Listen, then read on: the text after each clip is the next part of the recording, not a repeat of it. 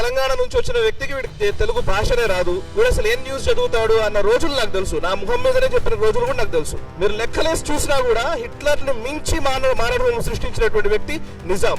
MIM party Srikrishna కమిటీకి సమైక్య రాష్ట్రంగానే ఉంచాలి, లేదంటే రాయల తెలంగాణ చేయాలి, కానీ తెలంగాణ ప్రత్యేక రాష్ట్రం ఇవ్వకూడదు అని శ్రీకృష్ణ కమిటీకి నివేదికిచ్చాడు. ఒక ఇస్లామిక్ వాదనని తెలంగాణలో జొప్పించి అదే తెలంగాణ అనే కోణంలోకి దాన్ని తీసుకొచ్చి నిజాం చాలా గొప్పవాడని కీర్తించినటువంటి నా దాఖలాలు కూడా మనకు తెలుసు. ఈ తెలంగాణ గడ్డ మీద ఎవడైనా తప్పు చేస్తే ఇక్కడనే బొంద పెడదాం, బయటోడు తప్పు చేస్తే పొలిమేరలు దాటేదాకా తరిమి కొడదామని కాళోజీ గారు చెప్పారు. అందరికీ నమస్కారం.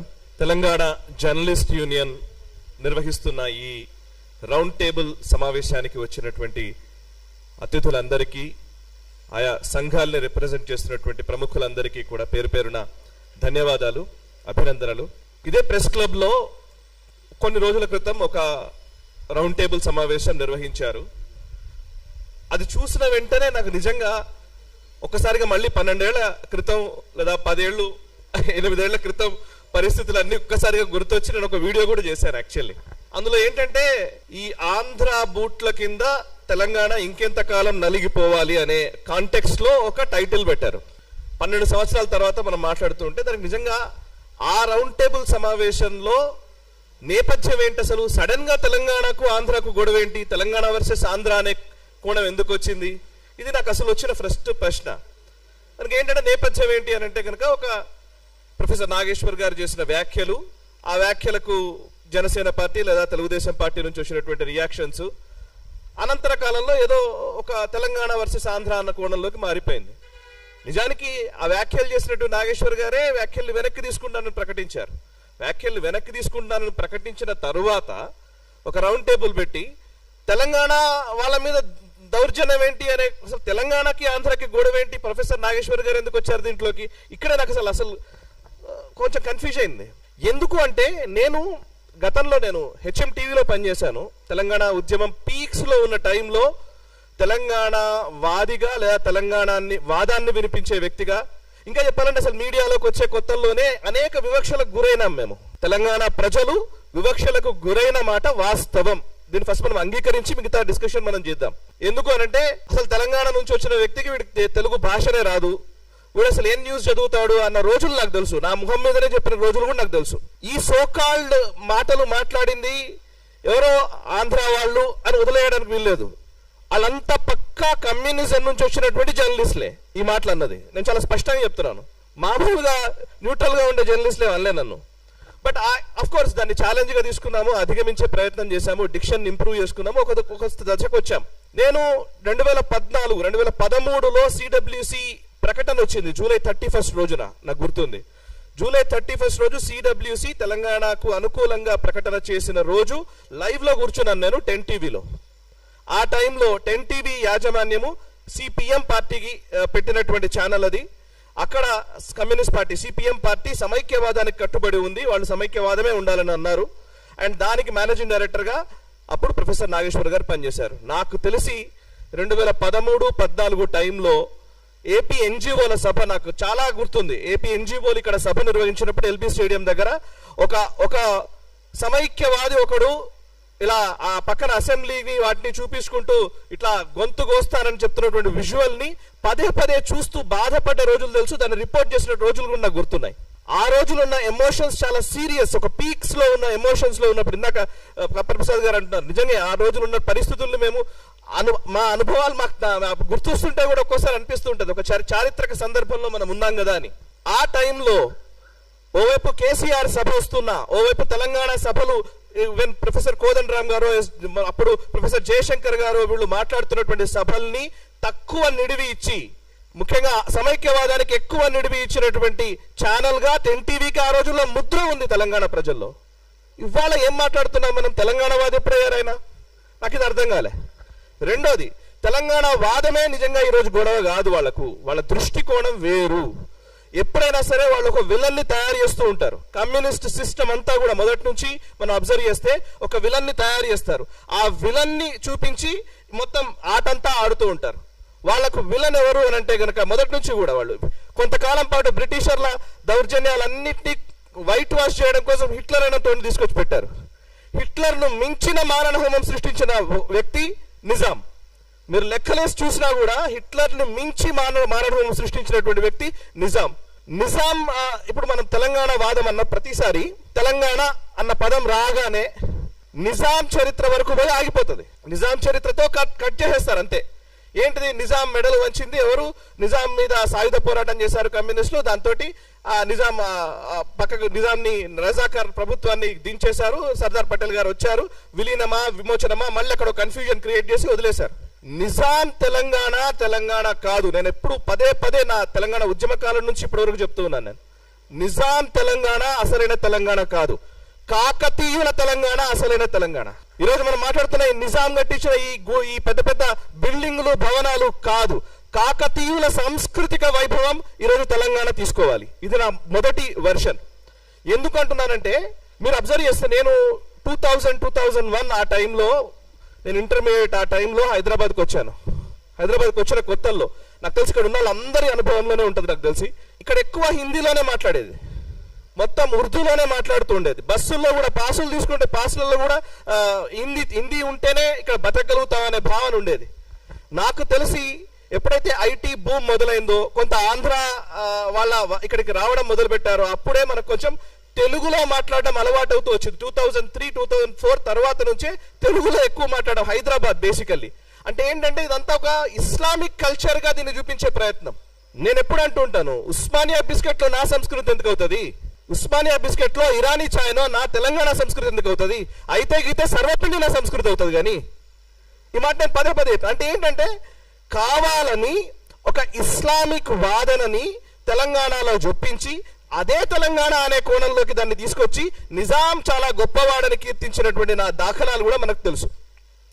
ఇప్పుడు ఇక్కడ జరుగుతున్న ఈ వివాదం అంతా కూడా, ఈ తెలంగాణ వర్సెస్ ఆంధ్ర వివాదం అంతా కూడా ఎందుకు తీసుకొస్తున్నారంటే ఒక వ్యక్తి కోసం జరుగుతున్నది కాదు. రాబోయే రోజుల్లో జరిగే రాజకీయ పరిణామాలను ముందే ఊహించి దాన్ని జరగకుండా చేసే ఒక కుట్ర. రాబోయే రోజుల్లో తెలంగాణలో రాజకీయ సమీకరణలు మారబోతున్నాయి. ఈ మారుతున్న రాజకీయ సమీకరణలను దృష్టిలో ఉంచుకొని ఆ వైపు అడుగులు వేయకుండా, అంటే ఒక సాంస్కృతిక జాతీయవాదం వైపు తెలంగాణ అడుగులు వేస్తోంది. తెలంగాణ గడ్డ కమ్యూనిజం ని చూసింది, సోషలిజం ని చూసింది, అనేక ఇజాల్ని చూసింది, ఈవెన్ మావోయిజం నక్సలిజం ని కూడా చూసింది. ఇక మిగిలింది హిందూయిజం. ఈ హిందూయిజం రాకుండా ఉండాలంటే ఇవాళ తెలంగాణ వర్సెస్ ఆంధ్ర గొడవ మొదలు కావాలి. సో ఇది గొడవ మొదలైతే ఇప్పుడు ఇక్కడ హిందుత్వ, సాంస్కృతిక జాతీయవాదము లేదా జాతీయవాద భావనలు ఇది చెప్పేటువంటి భారతీయ జనతా పార్టీ లోపలికి రాదు, అండ్ దానికి అనుకూలంగా ఉండేటువంటి వ్యక్తులు లోపలికి రారు. సో కోణంలోనే ఇప్పుడు ఈ యాక్టివిటీ అంతా నడుస్తోంది. నిజానికి మీరు నాకు ఎవరు ప్రస్తావించారు, ఎంఐఎం పార్టీ శ్రీకృష్ణ కమిటీకి సమైక్య రాష్ట్రంగానే ఉంచాలి, లేదంటే రాయల తెలంగాణ చేయాలి, కానీ తెలంగాణ ప్రత్యేక రాష్ట్రం ఇవ్వకూడదు అని శ్రీకృష్ణ కమిటీకి నివేదిక ఇచ్చాడు. ఆ ఎంఐఎం తోటి టిఆర్ఎస్ పార్టీ 10 సంవత్సరాలు పొత్తు పెట్టుకుంటది, కాంగ్రెస్ పార్టీ ఇప్పుడు పొత్తులోనే ఉంటది. ఎంఐఎం ఇవాళ తెలంగాణ వ్యతిరేకి కానే కాదు, బికాస్ మైనారిటీ. ఇక దానం నాగేందర్, నాకు గుర్తు హెచ్ఎంటీవీలో ఉన్న టైంలో దానం నాగేందర్ అనుచరులు దాడి చేస్తే ఉస్మానియా యూనివర్సిటీ విద్యార్థులతో డిస్కస్ చేసిన రోజులు నాకు తెలుసు. స్టూడియోకి వస్తే ఈవెన్ అందులో అప్పుడు రాజారాం యాదవ్ అనుకుంటా, లేకపోతే OUJSకి సంబంధించిన మన కొప్పుల రాజు, ఇట్లా చాలా మంది విద్యార్థులు వస్తే విద్యార్థులతో ఇంటర్వ్యూలు చేసిన రోజులు నాకు తెలుసు. దానం నాగేందర్ అనుచరులు వచ్చి కొడితే ఇక్కడ దెబ్బలు చూపించినటువంటి విషయాలు తెలుసు. వాళ్ళ వెనక్కి చూస్తే కనబడుతుంది. దానం నాగేందర్ 10 సంవత్సరాలు టిఆర్ఎస్ పార్టీలో ఉంటాడు, తర్వాత ఇప్పుడు కాంగ్రెస్ పార్టీలో ఉంటాడు. ఆయన తెలంగాణకు వ్యతిరేకం కాదు, రేవంత్ రెడ్డి. సో ఆయన తెలంగాణకు వ్యతిరేకం కాదు. అసలు ఏం మాట్లాడుతున్నారు వీళ్ళు? ఇంకోటి, ఇప్పుడు ఈ మధ్య కాలంలో మనం Telangana even Konda Surekha మానుకోట్లో railway station లో రాళ్ళు ఇస్తారు. అప్పుడు ఇదే హరీష్ రావు వీళ్ళందరూ పోతుంటే రిపోర్ట్ చేసినాం లైవ్ రిపోర్టింగ్ లో. సో అంటే ఆ మానుకోట విధ్వంసం మర్చిపోయారు. టిఆర్ఎస్ పార్టీలో కొండా సురేఖ జరగానే అయిపోయింది, తెలంగాణ వాదం పోయింది, అన్ని మిగతా వచ్చినాయి. సో ఎవరికి చెప్తున్నారు తెలంగాణ వాదము? ఎవరు వినాలే? ఎందుకు ఇది నాకు అర్థం కావట్లేదు. సరే, ఇప్పుడు నేను 12 సంవత్సరాల తర్వాత ఇవాళ మళ్ళీ మనం తెలంగాణ ఉద్యమము, మళ్ళీ ఆ సమైక్యవాదులకు ఇవన్నీ తీసుకురావాలని నేను అనట్లే. సమస్య ఏంటంటే ఒక ప్రొఫెసర్ చేసిన వ్యాఖ్యలని ఇవాళ తెలంగాణ వర్సెస్ ఆంధ్ర వైపు ఎందుకు తీసుకెళ్తున్నారు? ఆ వ్యాఖ్యలు ఆయన్నే వెనుక తీసుకున్నాడు అంటే నేను ఇందాక చెప్పిన కాన్స్పిరసీ, రాబోయే రోజుల్లో జరిగే కుట్రల్ని బేస్ చేసుకుని జరుగుతున్నటువంటి ప్రయత్నం ఇదంతా. ఇక చివరిగా కమ్యూనిస్ట్ పార్టీలు తెలంగాణ ఉద్యమానికి లేదా తెలంగాణ రాష్ట్రం ఏర్పడాలని సిపిఐ ఏమో సపోర్ట్ చేస్తుంది, సిపిఎం ఏమో సమైక్యవాదం అంటది, తెలంగాణకు వ్యతిరేకంగా స్టేట్మెంట్ ఇస్తుంది. సిపిఐ గతంలో ఎమర్జెన్సీకి సపోర్ట్ చేసిన సిపిఐ, ఎమర్జెన్సీ ఇందిరాగాంధీ విధించినప్పుడు ఎమర్జెన్సీకి బాహాటంగా సపోర్ట్ చేసినటువంటి communist party of India CPI ఈరోజు ప్రజాస్వామ్యం గురించి, రాజ్యాంగం గురించి మాట్లాడుతుంది. వాళ్ళు మాట్లాడొచ్చు, ఏం కాదు. మావోయిస్టులు అసలు రాజ్యాంగమే ఉండకూడదు, బూర్జువా రాజ్యాంగం అని చెప్పినటువంటి నాయకులు, బూర్జువా రాజ్యాంగం ఇది, ఈ రాజ్యాంగం పనికిరాదు, ఈ రాజ్యానికి వ్యతిరేకంగా కొత్త రాజ్యం క్రియేట్ చేయాలి, అది విప్లవం ద్వారానే సాధ్యపడుతుందని చెప్పినటువంటి మావోయిస్టులు వరవరరావు గారిని అరెస్ట్ చేయగానే మాకు మానవ హక్కులు ఉన్నాయంటారు. మానవ హక్కులు ఎక్కడ ఉంటాయండి? రాజ్యాంగంలో ఉంటాయి. రాజ్యాంగం కల్పించిన హక్కులు కావాలి, కానీ రాజ్యాంగానికి విరుద్ధంగా పోరాడతారు. ఇంత హిపోక్రసీ, ఇది ఒక ద్వంద్వ ప్రమాణాలతో కూడినటువంటి ఈ హిపోక్రసీని పదే పదే పదే పదే తెలంగాణ ప్రజలకు రుద్దే ప్రయత్నం జరుగుతోంది. ఈ రుద్దుతున్న ఈ విషయాన్ని ప్రజలకు తెలియజేయాల్సిన బాధ్యత మనందరిపైన ఉంది. ఆ ప్రయత్నం చేస్తున్నందుకు ఫస్ట్ అభినందనలు. ఇక చివరిగా పొలిటికల్ ఈక్వేషన్స్ చూద్దాం. 2009 ఎన్నికలలో టిఆర్ఎస్, టీడీపీ, అదేవిధంగా కమ్యూనిస్టులు అందరూ కలిసి పోటీ చేస్తారు. తెలుగుదేశం పార్టీ చంద్రబాబు నాయుడుతో 2009లో పోటీ చేస్తే తప్పులేదు. 2004కు వచ్చేసరికి బీజేపీతో జతగట్టేసరికి తెలుగుదేశం పార్టీ కథం అయిపోయింది, అంటరాని పార్టీ అయిపోతుంది.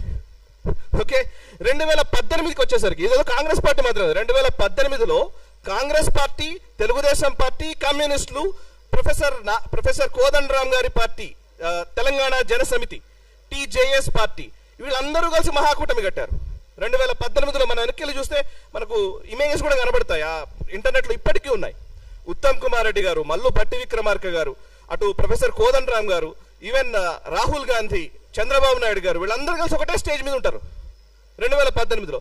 2018లో తెలంగాణ వాదం లేదా? ఇవాళ మాత్రం తెలంగాణ వాదం వచ్చిందా? అంటే మనకు అవసరమైనప్పుడు ఒకలాగా, మనకు అవసరం కానప్పుడు ఒకలాగా. సో ఈ పంథాలోకి ప్రజల్ని తీసుకెళ్ళి వాళ్ళకి ఎప్పుడు అనిపిస్తే అప్పుడు, అంటే ఆడ్ డే ఈవెన్ డే అంటుంటారు, వాళ్ళకి అనిపించిన రోజు ఒకలాగా, వాళ్ళకి అనిపించిన రోజు ఒకలాగా. సో ఇప్పుడు మనం ఏమైనా మాట్లాడారు, మీరు తెలంగాణ ద్రోహులు, లేదంటే మీరు ఆంధ్ర ద్రోహులు. ఈవెన్ ఆంధ్రాలో కూడా ఇదే పరిస్థితి ఉంది. ఏమైనా ఎక్కువ మాట్లాడారు, మీరు ఆంధ్ర ద్రోహి. సో వాళ్ళ వైఫల్యాల్ని కప్పిపుచ్చుకోవడం కోసం మనకు ఒక కొత్త పదాలని క్రియేట్ చేసి దాన్ని విలన్గా, అట్లాంటి వ్యక్తుల్ని విలన్లుగా చూపించి వాళ్ళ పబ్బం వాళ్ళు గడుపుకుంటున్నారు. మిత్రులారా, ఈ సందర్భంగా ఒకే ఒక మాట, కశ్మీర్ విషయంలో మనం చూసాం. నిన్న పవన్ కళ్యాణ్ గారు అన్న మాటని వీళ్ళందరూ ఏం చేస్తున్నారంటే తెలంగాణ వాదం ఉగ్రవాదమా అలా ఎలా అంటారని వ్యాఖ్యలు చేస్తున్నారు. నేను చాలా సింపుల్గా చెప్పాలనుకున్నా. మొట్టమొదట కశ్మీరీ వాదం కూడా కశ్మీర్ వేరు, కశ్మీరియత్ అనే ఒక మాట నుంచే పుట్టింది. కశ్మీరియత్ వేరు, ఈ భారతదేశానికి కశ్మీరియత్కి డిఫరెన్స్ ఉంది అనే మాటతోటే అది పుట్టింది. పుట్టిన తర్వాత దాన్ని రాజకీయ పార్టీలు దాన్ని అలాగే పెంచి పోషించాయి. ఆర్టికల్ 370 పెట్టి, 35 ఏళ్ళు పెట్టి, మీరు వేరు మేము వేరు అనే భావనని ఒక 50 ఏళ్ళు క్రియేట్ చేశారు. 1980-90లకు వచ్చేసరికి మారణ హోమం సృష్టించారు, కాశ్మీరీ హిందువుల్ని తరిమేశారు. కవిత సపోర్ట్ చేసింది. ఎస్, ఇదే కవిత కశ్మీర్ని ఎలాగైతే మీరు భారతదేశం తీసుకుందో అట్లా తెలంగాణలో మీరు ఎక్సీడ్ చేశారన్నమే స్టేట్మెంట్. సో వీళ్ళందరూ వాళ్ళకు అనిపించిన కశ్మీర్లో కూడా ఇట్లాంటి భావనే వచ్చిన సందర్భాలు ఉన్నాయి. ఇందాక మిత్రుడు మంచి మాట చెప్పారు. మనము ఒక విషయాన్ని ఏం చేస్తారంటే వాళ్ళకి అవసరమైనప్పుడేమో కులాన్ని తీసుకొస్తారు, అవసరం లేనప్పుడు కులాన్ని తీసుకురారు. ఫర్ ఎగ్జాంపుల్, బంగ్లాదేశ్లో హిందువుల మీద దాడులు జరుగుతున్నాయి, పాకిస్తాన్లో హిందువుల మీద దాడులు జరుగుతున్నాయి. అక్కడ హిందువులు అంటారు ఎందుకంటే తెలివిగా, అక్కడ నిజానికి ఈరోజు దాడులకు గురవుతుంది దళితులు, బడుగు బలహీన వర్గాలకు చెందిన వాళ్ళు చాలా మంది వాళ్ళ దాడులకు గురవుతున్నది. అక్కడ పాకిస్తాన్ వాళ్ళు అక్కడే మగ్గిపోయారు. కొంచెం అగ్ర కులాలకు చెందిన వాళ్ళు వీళ్ళు బయటకు వచ్చేసారు, అంతో ఎంతో డబ్బులు కొంత కూడగట్టుకున్నారు, ఏదో చేసి వచ్చేసారు. బట్ అక్కడ నిలిచిపోయిన వాళ్ళంతా వాళ్ళే. జోగేంద్రనాథ్ మండల్ ఉదాహరణ. జోగేంద్రనాథ్ మండల్ గారు ఇలాగే అంబేద్కర్ గారు లాగా ఆయన పాకిస్తాన్కి సపోర్ట్ చేశారు, దళిత నాయకుడు, బంగ్లాదేశ్కి సంబంధించి ఆయన అక్కడ వెళ్ళిన వ్యక్తి. 1950కి వచ్చేసరికి ఊచకోతలు కోయడంతో ఆయన వచ్చి మళ్ళీ కోల్కతాలో సెటిల్ అయ్యారు. సో దళితుల పైన జరుగుతున్నటువంటి దాడుల విషయం వస్తేనేమో, పాకిస్తాన్లో ముస్లింలు చేసే దాడులు వచ్చినప్పుడేమో హిందువులు ముస్లింలు అదొక ఇరు వర్గాల ఘర్షణ. ఇక్కడ మాత్రం అగ్రవర్ణాలు దళితులపై ఊచకోతలు. So selective approach. ఈ సెలెక్టివ్ అప్రోచ్ తోటే ఇవాళ తెలంగాణ వర్సెస్ ఆంధ్ర అనే ఒక లేని అంశాన్ని తెరపైకి తెచ్చారు. దీన్ని మనం ముక్త కంఠంతో ఖండించాలి. భారత్ మాతాకి జై. తెలంగాణ ఉద్యమం ఏ ఒక్కరి సొత్తో కాదు. సబ్బండ వర్ణాలు ప్రతి ఒక్కళ్ళు, అంటే ఇందులో సకల జనుల సమ్మె అనే మాట పేరుకు చెప్పలే, సకల జనులు కలిసి పోరాడినటువంటి నేల ఈ తెలంగాణ. ఈ తెలంగాణ గడ్డ మీద ఎవడైనా తప్పు చేస్తే ఇక్కడనే బొంద పెడదాం, బయటోడు తప్పు చేస్తే పొలిమేరలు దాటేదాకా తరిమి కొడదామని కాళోజీ గారు చెప్పారు. ఎస్, ఆ స్ఫూర్తి వాళ్ళ కావాలి. ఇక్కడ ఉన్నోడు తప్పు చేస్తే ఇక్కడనే బొంద పెట్టే పరిస్థితులు కూడా రావాలి. Thank you.